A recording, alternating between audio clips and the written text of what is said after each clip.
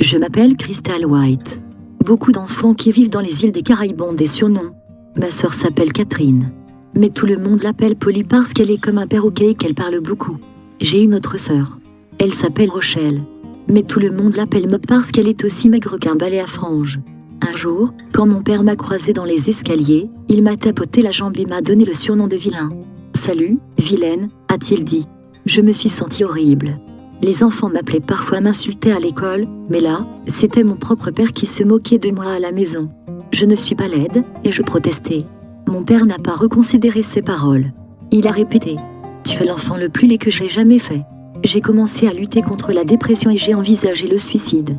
Je pensais que je serais jolie si j'étais mince. Tous les jours après l'école, je me regardais dans le miroir de ma chambre et je me dépréciais.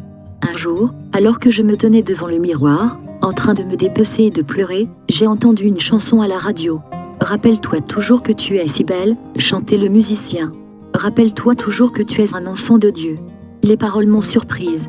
J'ai pensé, si Dieu m'a fait de façon si merveilleuse et si je suis en train de tout démolir, alors je dis à Dieu qu'il a fait une erreur. J'ai pleuré plus fort et j'ai demandé à Dieu de me pardonner.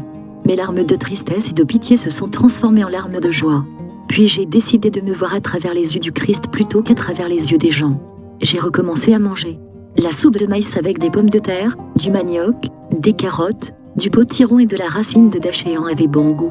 Cette fois, j'avais une raison de vivre. Au lieu de m'apitoyer sur mon sort, j'ai appris à tout remettre entre les mains de Dieu. J'ai commencé à faire confiance à Dieu, non seulement pour les besoins quotidiens mais aussi pour ma joie. J'ai réalisé que personne ne pouvait m'enlever la joie qui vient de Dieu.